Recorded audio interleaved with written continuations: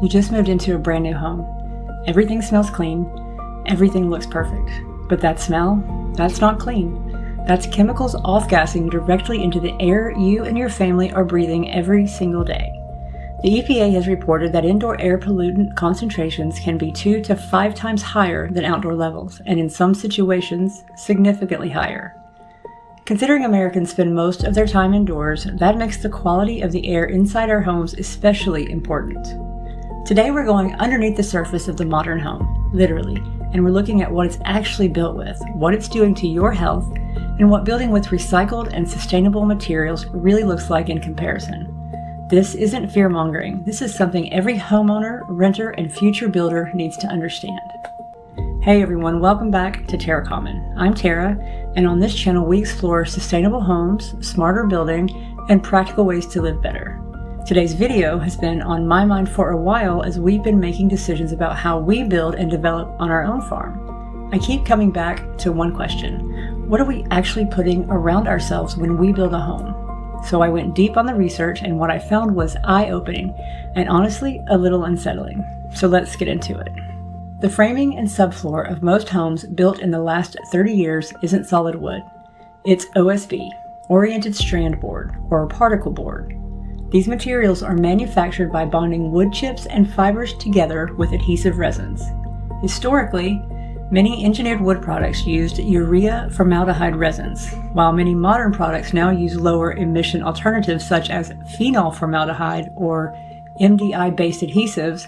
Formaldehyde is a known human carcinogen. That's not a French claim, that's the World Health Organization. At room temperature, it off-gasses continuously, and it does so for years after installation. It's linked to respiratory irritation, eye and throat problems, and with prolonged exposure, increased cancer risk. Vinyl flooring. Walk into almost any new construction and you'll find luxury vinyl plank or vinyl tile on the floors. It's durable, it's cheap, it looks great in listing photos. Many vinyl flooring products have historically contained phthalates, chemical plasticizers used to keep the material flexible. Although some newer products now use alternative plasticizers, phthalates are classified as endocrine disruptors, meaning they interfere with your body's hormone system. They've been linked to reproductive health issues, developmental problems in children, and thyroid disruption. Kids who crawl and play on these floors are at most risk. Synthetic insulation. Fiberglass bats are the standard. Spray foam is increasingly common. Both come with issues. Fiberglass can release irritating fibers during installation and handling, which is why proper protective equipment is recommended when working with it. Spray foam contains isocyanates during curing, compounds that are a leading cause of occupational asthma among workers exposed during installation.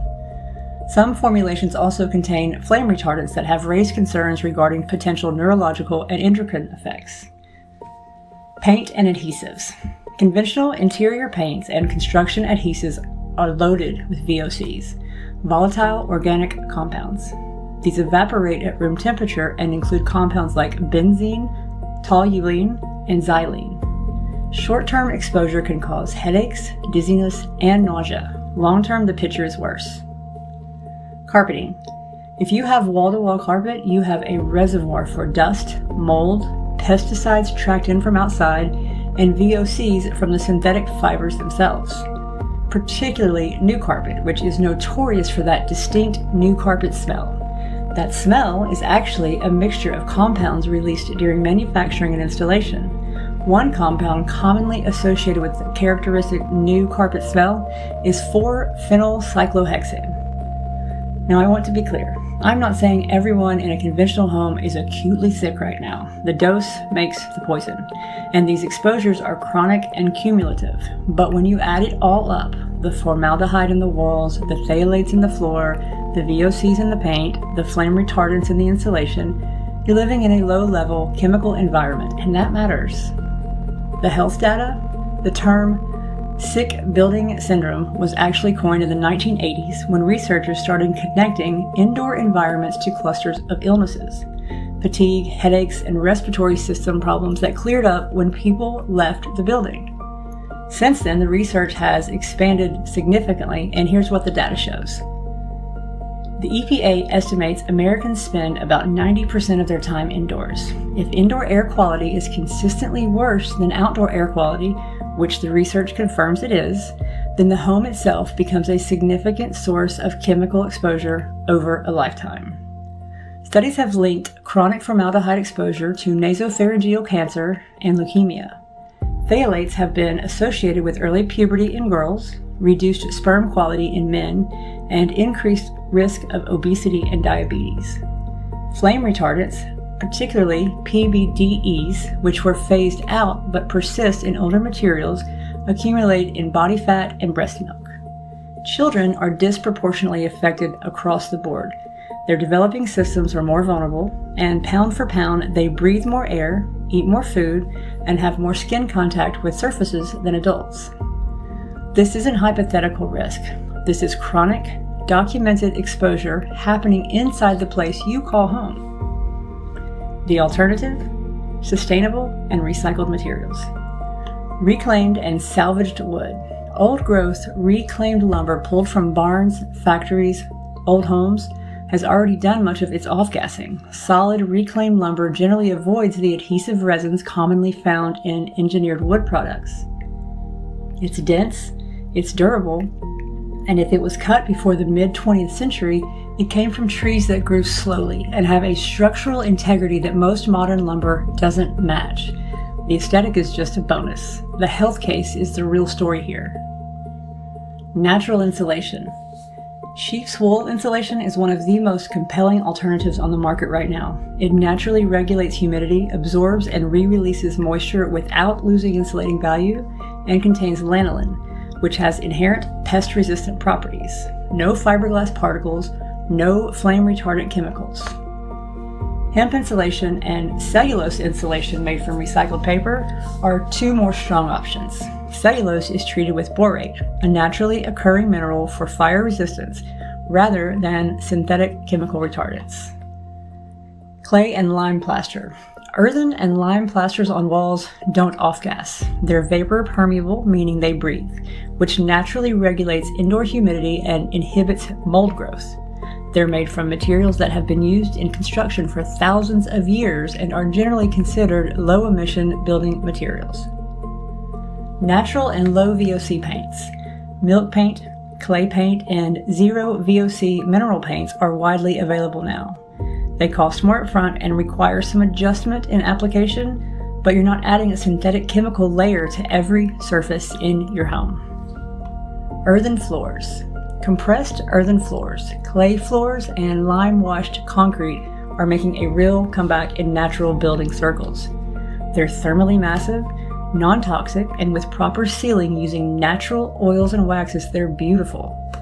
The honest bottom line here is that sustainable building isn't just about the carbon footprint or environmental impact, though those matter enormously. It's about the actual air chemistry inside the envelope you're living in every day. The nuance. Not all recycled is equal. Now, I want to be fair here because I think this conversation can slide into oversimplification.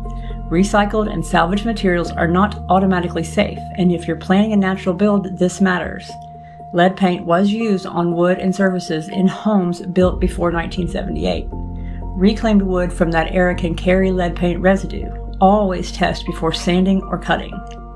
Asbestos was used extensively in insulation, floor tiles, and ceiling materials in buildings constructed before the early 1980s. Salvaging materials from structures of that era requires proper testing, and if asbestos is present, professional abatement, non-negotiable. Mold can be present in salvaged wood, especially if it is or was stored improperly or came from a water-damaged structure. Visually inspect everything and understand that mold can be in the interior of a timber and not visible on the surface. The solution here isn't to avoid reclaimed materials, it's to source carefully. Test when in doubt and work with experienced natural builders who know what to look for. This has been something that's been very real for me in planning our build at our Love of Fate farm and sanctuary. Every material decision, insulating, framing, interior finishes, I've been looking at it through this lens. What am I actually bringing into this space? What is it made of? What will it do over the next 20 years? And I certainly don't have it all figured out yet, but these questions are shaping every choice, and I think they should shape yours too. So takeaways. Where does this leave you? A few practical things that you can do right now. If you're renting or already in a conventional home, open your windows more. Seriously, ventilation is one of the most effective ways to reduce indoor chemical load. Get a quality HEPA air purifier, especially for bedrooms. When you replace flooring or repaint, choose zero VOC products that are available at most major home improvement stores now. If you're building or renovating, ask questions. Ask your contractor what's in the insulation. Look into engineered wood alternatives. Specify no added formaldehyde sheet goods. They exist, and the price gap has narrowed significantly. If you're planning a natural build, connect with natural building communities. Look into cob, straw bale, timber frame construction, and find a builder who has actually done this work before. The information is out there. It's just not in the mainstream conversation the way that it should be. And I will add some links down below for those of you who are interested. If this video made you think differently about your home environment, please drop a comment below. I want to know what surprised you the most. And if you're on your own natural building journey, then please share it. We would be happy to dive deeper into this topic at any time. This community grows when we share what we're learning and when we share what we want to learn. Please hit subscribe if you're new here. We cover everything from building and farming to animal rescue, regenerative land management, new videos every week. I'll see you in the next one. Take care of yourselves and your homes. Additionally, please note, this information in this video is intended for educational purposes only. Building materials, indoor air quality, and health outcomes depend on many factors, including product selection, installation, ventilation, climate, and individual sensitivity. Always consult with qualified professionals when making construction, environmental, or health-related decisions. And I'll see you next time. If you would like a copy of any of the technical information found in this video, click the link below to download your free printable fact sheet.